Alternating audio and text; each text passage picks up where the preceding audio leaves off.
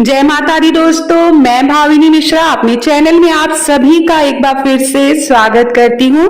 आप सभी को उत्पन्ना एकादशी व्रत की बहुत बहुत शुभकामनाएं। आज उत्पन्ना एकादशी है, तो उत्पन्ना एकादशी के दिन व्रत कथा सुनना बहुत ही अनिवार्य होता है। कथा सुनने मात्र से ही 1000 अश्वमेध यज्ञ के बराबर फल की प्राप्ति होती है। तो आइए सुनते हैं उत्पन्ना एकादशी की व्रत कथा। उत्पन्ना एकादशी मार्गशीर्ष महीने के कृष्ण पक्ष की एकादशी को कहते हैं, जो हर साल दिसंबर में पड़ती है।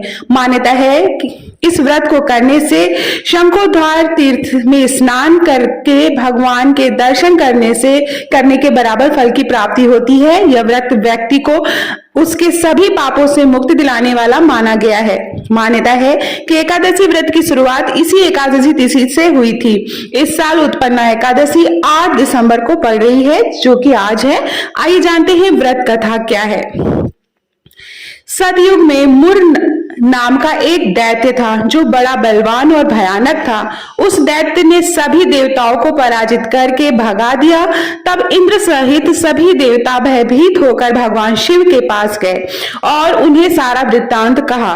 तब भगवान शिव ने कहा, हे देवताओं, तुम सभी तीनों लोकों के स्वामी भगवान विष्णु की शरण में जाओ, वे ही तुम्हारे दुख दूर करेंगे। भगवान शिव के कहे अनुसार सभी देवता क्षीर सागर में पहुंचे। वहां भगवान को शयन करते देख हाथ जोड़कर उनकी स्तुति करने लगे। हे भगवान, दैत्यों ने भागे भागे फिर रहे हैं, और उन दैत्यों से सबकी रक्षा करें।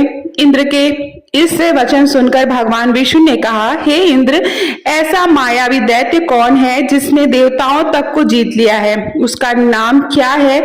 उसमें कितना बल है? यह सब मुझसे कहो। इंद्र बोले, भगवान, प्राचीन समय में एक नाड़ीजंग नाम का राक्षस था। उसका मुर नाम का एक पुत्र हुआ। उसकी चंद्रावती नाम की नगरी है। उसी ने सब देवताओं को स्वर्ग से निकालकर वहां अपना अधिकार जमा लिया है। वह सूर्य बनकर स्वयं ही प्रकाश करता है, स्वयं ही मेघ बनकर बैठा है और सबसे अजेय है। यह वचन सुनकर भगवान ने कहा, हे देवताओं, मैं शीघ्र ही उसका संहार करूंगा। तुम फिलहाल चंद्रावती नगरी जाओ। इस प्रकार सभी देवताओं ने चंद्रावती नगरी की ओर प्रस्थान किया। उस समय राक्षस मुर युद्ध भूमि में गरज रहा था। उसकी भयानक गर्जना सुनकर सभी देवता डर गए और इधर उधर भागने लगे। जब स्वयं भगवान रणभूमि में उतरे तो सभी दैत्य उन पर अस्त्र लेकर दौड़े। भगवान ने सभी दैत्यों को अपने बाणों से बीत डाला। सभी दैत्य मारे गए, केवल मुर बचा। वह लगातार भगवान से युद्ध करता रहा। भगवान जो भी तीक्ष्ण वार चलाते, वह उसके लिए पुष्प सिद्ध होता। उसका शरीर छिन्न भिन्न हो गया, किंतु वो लगातार युद्ध करता रहा। फिर भगवान और मुर के बीच मल्ल युद्ध भी हुआ। 10,000 वर्ष तक यह युद्ध चलता रहा, लेकिन फिर भी मुर नहीं मारा गया। थककर भगवान बद्री का आश्रम चले गए।